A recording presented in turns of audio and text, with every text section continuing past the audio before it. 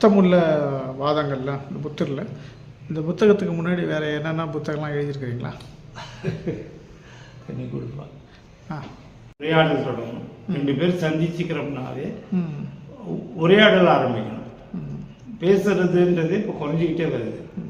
பக்கத்து வீட்டுக்காரங்களே நம்ம பேசுறதே கிடையாது இல்லையா? அப்போ அந்த உரையாடல் நடக்கணும்.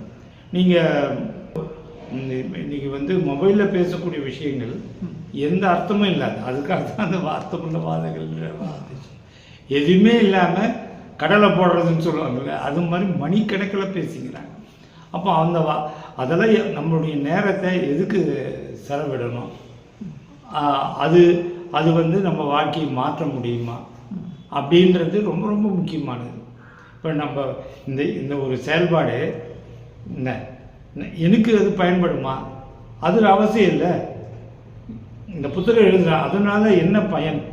அப்போ நம்ம பேசினே இருக்கோம். ஒரு சினிமாவை பற்றி பேசுகிறோம், இல்லை மற்ற இதை பேசுகிறோம். கிரிட்டிக்கலாக பேசுறதுன்ற வேறு, வெறுமனே அரட்டி அடிப்பதற்காக பேசுங்கிறதுக்கான நாட்கள் இல்லை. அப்போ அந்த learning, unlearning, relearning, ultra learning அந்த ப்ராசஸ் வந்துட்டால் நம்ம கற்றுக்கொள்வதுக்கான நேரங்களே ரொம்ப ரொம்ப குறைவாக இருக்குது. அப்போ நாம் ஏற்கனவே தப்பாக கற்று வச்சுருக்கிறதையும் நம்ம கைவிட வேண்டிய ஒரு கட்டாயத்தில் இருக்கோம். அந்த கைவிட வேண்டியது தான் இன்றைக்கி நம்ம கையில் மூட்டை மூட்டையாக சேர்த்து வச்சுருக்கோம்.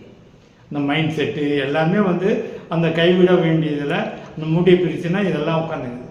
அது இன்னும் என்னன்னு கேட்டிங்கன்னா மதங்கள் சொல்லியிருக்கு, நம்ம குடும்பங்கள் சொல்லியிருக்கு. நீ உதாரணத்துக்கு பெண் மாதவிடாய் காலத்தில் தனியாக படுக்கணும்னு யார் சொல்லி கொடுத்தது? எந்த சயின்ஸ் சொல்லிச்சு? அது இந்த சமூகம் சொல்லியிருக்கு. இந்த சமூகத்தை மீறி முடியாத ஒரு சமூக அமைப்புக்குள்ளே நம்ம உட்காந்துட்டோம்.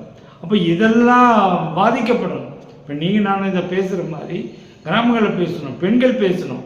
அதனால் பாதிக்கிற பெண்கள் பேசணும். ஏன் நான் இதை நடைமுறைப்படுத்தணும்னு சொல்லணும். அதுக்கு ஒரு காரணம் சொல்லுவாங்க. இல்லை, அது காரணம் இல்லை அப்படின்றத மறுபடியும் பதில் சொல்லணும், கேள்வி கேட்கணும். அதான் ஒரு கேள்வி, ஏதாவது கேள்வி கேட்டனாலும் ஏதோ ஒரு பதில் கையில் வச்சுருக்காங்க. இல்லைன்னா கடைசியாக ஒரே ஒரு ஆயுதம் தான். பெரியவங்க சொன்னாங்க, அவங்களாம் முட்டாளா அப்படின்னு ஒரு ஆயுதம் வச்சுருக்காங்க. அதெல்லாமும் தாண்டி நாம் சிந்திக்கணும், பேசணும், உரையாடல் நடத்தணும், விவாதங்கள் நடத்தணும். அதுதான் நம்ம சொல்ல விரும்புகிறோம்.